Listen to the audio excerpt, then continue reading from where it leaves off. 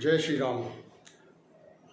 Modi Shah mission का national chairman होने के नाते मैं राजू चंदेल आज मैं उन भारत विरोधी ताकतों को कहना चाहता हूं कि नेपाल हमारा पड़ोसी देश ही नहीं, हमारा एक परिवार का, उसके साथ प्रभु राम के जीवन काल से उनसे एक हमारा संबंध बना चला आ रहा है।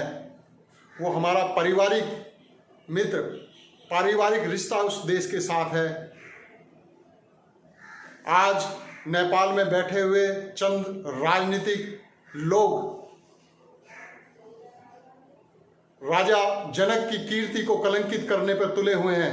भारत जैसे विशाल देश और अपने पारिवारिक मित्र से वो आज उसको उकसाया जा रहा है, उसके खिलाफ किया जा रहा है, उससे जंग की बातें हो रही हैं, उनसे विद्रोह की बातें कर रहा है। ये ठीक नहीं है। तमाम नेपाल का इतिहास रहा है, नेपाल के लोग जानते हैं कि भारत ने हमेशा नेपाल के लिए अच्छा ही सोचा है, उसके विकास के लिए सोचा और आगे भी सोचेगा।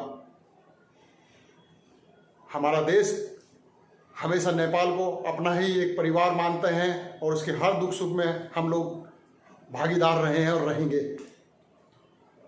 मैं नेपाल की जनता से भी कहना चाहता हूं कि उस पारिवारिक रिश्ते को आगे बढ़ाएं और ये जो चंद सत्ताधारी लोग हैं, लोभी लोग जो भारत के खिलाफ आवाज़ बुलंद कर रहे हैं, इन लोगों को सत्ता से बेदखल करें। भारत हमेशा नेपाल के लिए और उसके विकास के लिए हमेशा वचनबद्ध है, क्योंकि प्रभु राम की वो ससुराल है। माँ जानकी, जनक राजा जो ऐसे प्रतापी राजा थे, उसकी नगरी है नेपाल। उसको कलंकित करने के लिए जो लोग भारत विरोधी ताकतों से मिल रहे हैं और ऐसा गलत कार्य कर रहे हैं, उन्हें रोकने का प्रयास करना चाहिए वहाँ की जनता को। और मैं बताना चाहता हूँ कि भारत ने कभी किसी भी पड़ोसी राज्य के ऊपर कभी आक्रमण नहीं किया। कभी भारत के लोगों ने, कभी भारत ने किसी दूसरे देश की जमीन पर कोई गलत निगाह नहीं उठाई। हमारे पास विशाल जमीनें हैं, हमारा हृदय बहुत बड़ा है। हमें किसी के जमीन पे, किसी देश पे कब्जा करने की हमारे देश को या हमारे देशवासियों को कोई आवश्यकता नहीं है, बल्कि हमारी ही जमीन पर पीओके पे कब्जा करे बैठा पाकिस्तान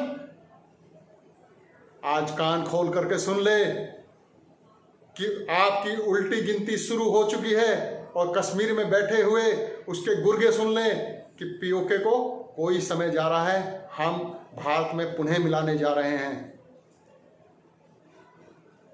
और कोरोना महामारी से पूरा विश्व जूझ रहा है। हमारे माननीय प्रधानमंत्री नरेंद्र मोदी जी ने इस पे बहुत हद तक कंट्रोल किया है। और रही जो रोजगार अपना छोड़ करके दूसरे राज्यों से अपने गृह क्षेत्र में आ गए हैं, उनके लिए भी सरकार ऐसी व्यवस्था करने जा रही है रोजगार की, जो वो कार्य करते थे वही कार्य अपने राज्य में रह करके कर पाएंगे। ऐसा मैं उन अपने नौजवानों से कहना चाहता हूँ कि मायूस ना हो। थोड़ा इस कोरोना महामारी से हमने मिलजुल के लड़ना है, लॉकडाउन का पालन करना है।